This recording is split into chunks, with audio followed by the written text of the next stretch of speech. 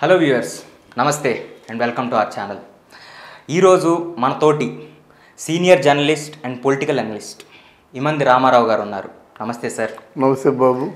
Sir, రోజా గారు చిరంజీవి గారి మీద చాలా కాంట్రవర్షియల్ ఏయో రకరకాలు జరుగుతున్నాయి సార్. ఆల్రెడీ అంబటి రాంబాబు గారు ఏయో మాటలు అన్నారు చిరంజీవి గారి ఫ్యామిలీ గురించి. ఈ నేపథ్యంలో వైఎస్ఆర్సీపీ ఎందుకు ఈ విధంగా చిరు గారి ఫ్యామిలీ మీద ఇట్లా అన్వాంటెడ్ కమెంట్స్ చేస్తున్నారు? ఏం జరుగుతుంది ప్రజెంట్? రోజా గారి టాపిక్ అసలు చెప్పండి సార్, ఏం జరిగింది? లేదండి, ఇప్పుడు వీళ్ళు కూలీ చేస్తున్నారు కానీ బాధ్యతలు నిర్వహించటం లేదు. మినిస్టర్లుగా బాధ్యతలు నిర్వహించాలి. ఎందుకంటే మినిస్టర్లు అయ్యారంటే అది నీకు ఎవరైతే ఈ కూలీ అంటే తిట్టమన్న కూలి, తిట్టమన్నటువంటి నిర్వహించమని చెప్తున్నారు. వాళ్ళని ఎంపిక చేసుకోలేదు. నీ మీద ఉన్న నమ్మకంతో ప్రజలు ఎంపిక చేశారు. నీకున్న ప్రజల మధ్య ఉన్న ఆదరణతో నిన్ను మంత్రిగా నిలబెట్టారు. నీ డ్యూటీ నిన్ను ఎంపిక చేసిన ప్రజలకి తిరిగి ఏదో మంచి చేయడం, వాళ్ళ సమస్యలు ఏమిటో పరిష్కరించడం. అది పోయింది. మనం రోజువారీ కూలి పెట్టుకుంటాం కదా, రోజువారీ కూలి. అవును సార్. రే నువ్వు 1000 రూపాయలు తీసుకో, ఈ పని చెయ్యి, ఇదంతా తవ్వే అంటే తవ్వేస్తారన్నమాట. ఎందుకు ఏమిటి అడగడం. అలా ఇక్కడ ఏంటంటే, ఇగో నువ్వు పవన్ కళ్యాణ్ తాలూకు ఉనికి లేకుండా ఎన్ని తిట్లు వీలైతే అన్ని తిట్టు. నువ్వు బాగా తిట్టినట్టయితే నువ్వు ఇంకా ఎక్కువ సంపాదించుకోవచ్చు.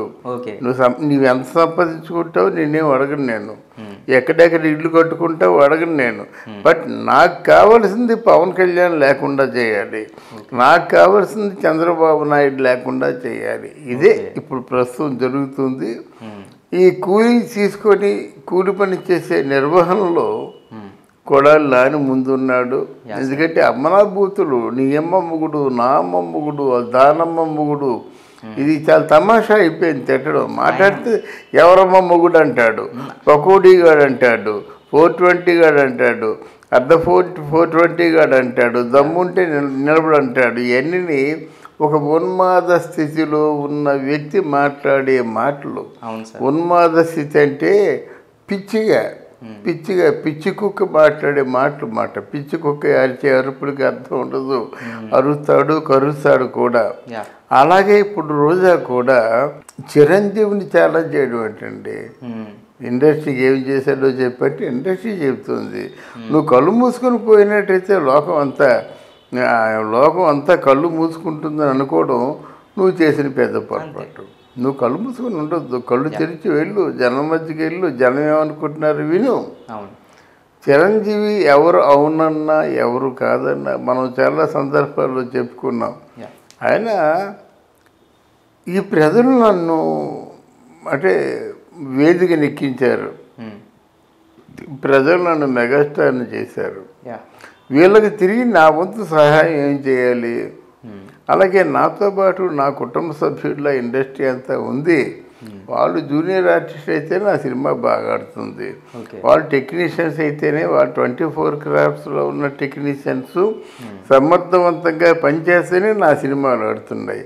అంటే ఇంత నాకు ఇస్తున్నప్పుడు తిరిగి వాళ్ళకి ఏమి ఇస్తున్నాను, ఆపద సమయంలో ఏం ఇవ్వగలిగాను అని ఆలోచించుకుంటే చిరంజీవి చాలా అద్భుతంగా తన బాధ్యతను నిర్వహించాడు. బాధ్యత అది కూలికి బాధ్యత తేడా ఏంటంటే, కూలి చేసేవాడు ఏమి చెప్తే అదే చేస్తాడు.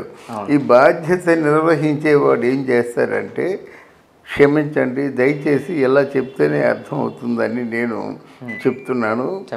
బాధ్యత నిర్వహించేవాడు ఏం చేస్తాడంటే, కరోనా వచ్చింది, ప్రథమంగా ఏం కావాలి, ఏమైనా కొనుక్కోవాలంటే మనకి డబ్బులు కావాలి, ఆ డబ్బులు పంచిపెట్టాడు. రెండోది ప్రధానంగా ఇంట్లోకి ఏమున్నా లేకపోయినా అన్నం పప్పు, అలాగా అంటే మినిమం ఇంట్లోకి కావాల్సిన దినుసులు సప్లై చేశాడు. సరే హాస్పిటల్లో ఉన్నారు, వాళ్ళు రక్తం కావాలి, రక్తాన్ని సరఫరా చేశాడు.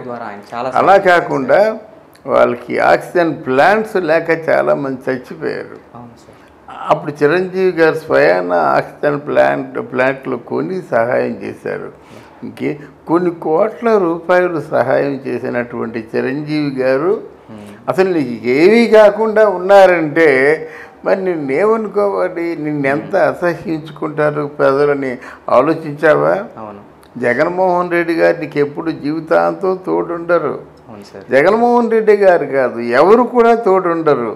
నీకు జీవితాంతం తోడుండేది నీ మంచితనం, నువ్వు చేసిన సేవ, నువ్వు చేసినటువంటి ప్రజలతో మమైక్యం అయిపోయి ఉన్నటువంటి ఆ ప్రేమ అభిమానాలే నిన్ను జీవితాంతం నిలబెడతాయి. అవి సంపాదించుకోరు రాజా.